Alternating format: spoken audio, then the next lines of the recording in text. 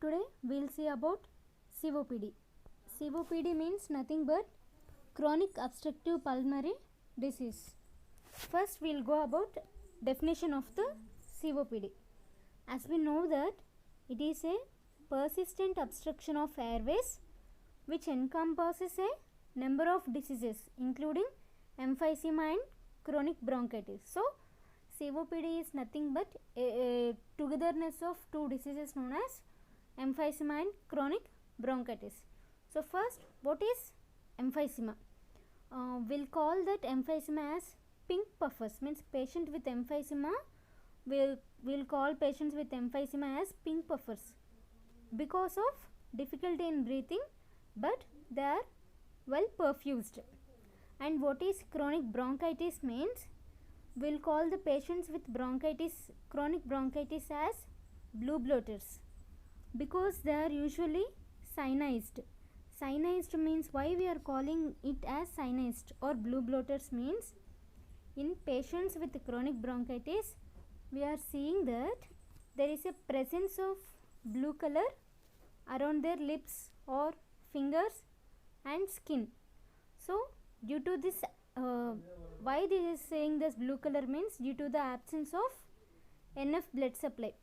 So the symptom cyanosis is observed in chronic bronchitis. So due to absence of oxygen supply to the blood, there is a reduced oxygen capacity in the RBC. So there is a symptom of blue color on the skin, which is nothing but cyanosis. That is what we are observing in the chronic bronchitis condition. So only we are calling that as blue bloaters. If we see about symptoms, if chronic bronchitis is, it's characterized by cough with or without expectorations, and emphysema is, it is an enlargement of alveoli with a destruction of alveolar septa. Alveolar septa means which is nothing but where which separates the adjacent alveoli in the lung tissues. And if you see for symptoms, we are seeing dyspnea, means difficulty in breathing, productive cough, chest tightness, and wheezing. Wheezing is nothing but a hard sound, like whistling sound we are observing during the exhalation. And these are the common symptoms what we are observing in both emphysema and chronic bronchitis. If alone emphysema, what are the symptoms we are seeing in emphysema is barrel chest, muscle wasting, and pursued lips. Barrel chest means it is nothing but we are seeing some patients or some people with large rib cage, and their chest is abnormally rounded, means deep inside, the chest is deep inside and which is covered with a large rib cage, which we are calling it as barrel chest. And muscle wasting means nothing but it happens due to lack of mobility, means lack of movement or weakness in the muscles, or due to any lack of physical activities the muscles will become weak. So we'll call that as muscle wasting. Okay. What are the symptoms we are seeing in chronic bronchitis means, which is peripheral edema, we know that swelling, and raised JVP. JVP means everyone know that JVP means jugular venous pressure. Raised JVP means it is one of the most symptom of right-sided heart failure, which gradually leads to some other diseases like COPD or any other respiratory diseases. And what are the other symptoms we are seeing means, there is a progressive increase in respiratory disability with yellow or green sputum, and there is a shortness of breath during normal activities like washing, dressing, and toileting, etc. And we are also seeing severe weight loss with generalized edema. This is the symptoms of COPD. If we see the what are causes of COPD means, the first cause is nothing but smoking, air pollution, infections, and genetic makeup. In smoking, it is the most common factor that impairs mucociliary defense mechanism. It impairs the defense mechanism of mucociliary and it leads to overactivity of mucus producing glands. And if we go for air pollution, due to continuous exposure to the various pollutants like any industrial effluents or vehicle smoking, fire or cigarette smoking, fire smoke, etc., any other exposures and occupational exposure, it may result in COPD. And the third one is infections. What are the infections that leads to COPD means the repeated infections of respiratory tract, which is nothing but any viral infections like cold, and especially in infants may leads to COPD. If you go for genetic makeup, genetic makeup means where we are seeing the deficiency in genes itself, means inborn deficiency of body protein which is called alpha-1 antitrypsin. This alpha-1 antitrypsin is a protease inhibitor which results in easy damage of alveoli that gradually develops emphysema. This is a condition where there is a development of emphysema due to lack of alpha-1 antitrypsin, which is a protease inhibitor. And what are the complications we are seeing after occurring of COPD means pulmonary hypertension, respiratory failure, arrhythmias and leakage of air into pleural space and secondary polycythemia.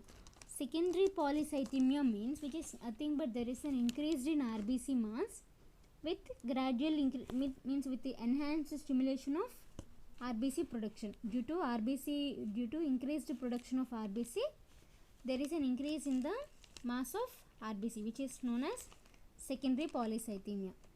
And if you go for risk factors, what are the risk factors that causing COPD means we already seen that causes like smoking, advanced age, low socio-economic status and genetic factors, constant exposure to air pollution and developmentally abnormal lungs which predispose the conditions. These are the predisposing conditions which leads to COPD. This is about causes, complications and risk factors. If you go for pathophysiology means before going to pathophysiology means how COPD occurring, we'll see the what's happening in the lungs when means what is happening when chronic bronchitis and emphysema occurs. Okay, first here we are seeing this left one, we are seeing that one is emphysema and the right side is chronic bronchitis. First we will begin by looking in changes what happening in the emphysema. In the first diagram we are seeing that alveoli are covered with elastic fibers. Down we are seeing those of the elastic fibers. This alveoli is covered with elastic fibers. What is the function of elastic fibers here? Means these elastic fibers allows the alveoli to expand and recall back, pushing out when we exhale. Means these allow the alveoli to expand and after expanding it recall back, pushing out when we exhale. This is the function of elastic fibers. And however in emphysema condition what we see is, if we clearly observe the second picture, we are seeing that there is a loss of elastic fibers. You can see the difference between the first diagram and second diagram. There is a loss of elastic fibers and there is a also decreased surface area of the alveoli. This could potentially leads to collapsed alveoli. This is the condition of emphysema. Here we can call we can call something as air trapping, that is which is nothing but which occurs where the air is still trapped in alveoli as we exhale. Means after exhale there is still some air is present in the alveoli because the recall mechanism is not working. In emphysema the recall mechanism is not working, so still there is an air presenting in the alveoli after exhaling. Now if we see chronic bronchitis, there is some problem along with the airway tract specifically in the bronchioles. In the first picture we are seeing that normal bronchioles with the smooth muscles and mucus. This is the bronchioles and smooth muscles, and the mucus is normal. And if we see the second picture, in the case of chronic bronchitis, we are seeing that the smooth muscle hypertrophy and contraction, as well as mucus hypersecretion. So there is a change in the smooth muscles and mucus diagram. If you see the diagram, it can clearly observe. So there is a smooth muscle hypertrophy and contraction, as well as hypersecretion of mucus. All these conditions together leads to difficulty in breathing, which gradually leads to which gradually, along with the chronic bronchitis and emphysema, leads to COPD. If you see how COPD occurring means, the precipitating factors or any causative agents, whatever the cause it may be, it leads to inflammation of alveoli. When the alveoli get inflamed, there is an accumulation of WBC in that inflamed area. Due to this, there is a release of enzymes, especially neutrophil elastase enzyme. After the release of enzymes, it causes the damage to connective tissues in the walls of alveoli. So gradually it leads to COPD. This is a pathogenesis, means how the causative agents leading to the COPD. Means first the alveoli get inflamed. After there is an accumulation of WBC. When we are seeing the accumulation of WBC, it results in the release of enzymes. Those enzymes damages the connective tissue in walls of alveoli. After damaging, it leads to chronic obstructive pulmonary disease. So here we have seen that pathophysiology of COPD. Now we will go for diagnosis. When we first in every condition we have to see for physical examination and medical history of the patient. If you go for physical examination, it is usually normal at the initial stage, but in later on there is a difficulty in breathing. Breath sounds become hard, means what we call that as wheezing sounds. We can hear the wheezing sounds clearly. And if we go for further examination, which is nothing but X-ray, it shows the presence of abnormality, pulmonary abnormality. And we'll go for pulmonary function test, which is nothing but recording of forced expiratory volume in 1 second, means what we simply will call it as spirometry. In spirometry, what's happening means we'll check the forced expiratory volume, means amount of forced expiratory volume, means volume of air forcefully exhaled in the first second. This is what we can measure in the spirometry, and its ratio to vital capacity, and we can measure the volume of lungs, etc. And also it reveals the pathological extent of the disease. And some exercise test which includes standard exercise test, which are carried out to check the day-to-day disability. Along with all this, we can also examine the blood test, where we can see that blood levels of alpha-1 antitrypsin, which is estimated to check its involvement in the disease. We have already seen that it is a protein where alpha-1 antitrypsin leads to, due to the deficiency in genetic makeup, due to the deficiency of this protein, it leads to, there is a more chance of developing emphysema. So we have to check the presence of alpha-1 antitrypsin. This is about the diagnosis of COPD. If you go for management, first there is a prevention therapy and treatment. In prevention, we have to give suggestions like stop smoking, avoid exposure to any precipitating factors, means we have to find out what are the precipitating factors which leads to COPD, and we have to avoid that conditions, and receive vaccination before possible exposures. if we go for drug therapy, when we are seeing the drug therapy, inflammation, muscle spasm and increased secretions are common manifestations in this condition. So therapy is directed. First one we are seeing is antibiotic therapy. Drugs such as amoxicillin, ampicillin or cotrimoxazole. We already know that cotrimoxazole is a combinational therapy. Sulfamethoxazole and trimethoprim. Both these drugs together we will call that as cotrimoxazole. These agents are used to control the microbial infections.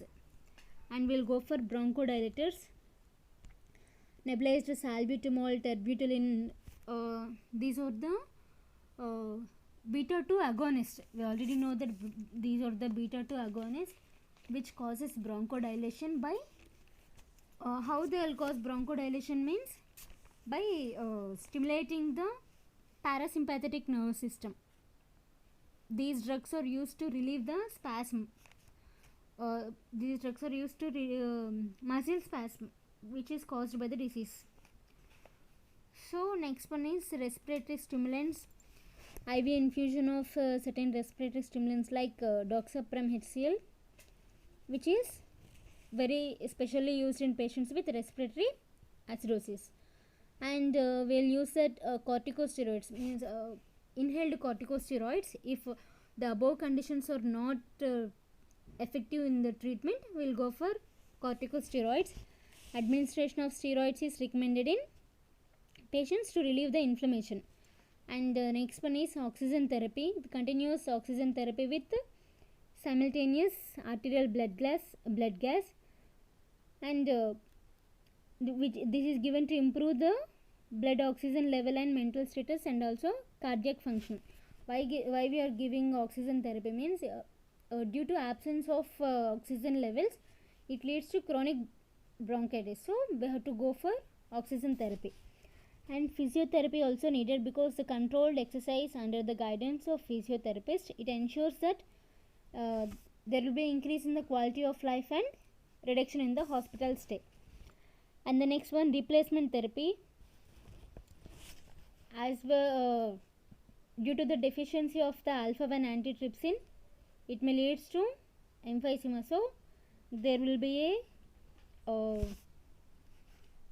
means there will be alteration that we are having. There is a replacement of that deficient protein useful in deficiency related diseases conditions. And lung transplantation, it may be done as a last option for the suitable patients. It is not recommended for all the patients. If the all above treatment is not efficient, then as a last option we can go for lung transplantation.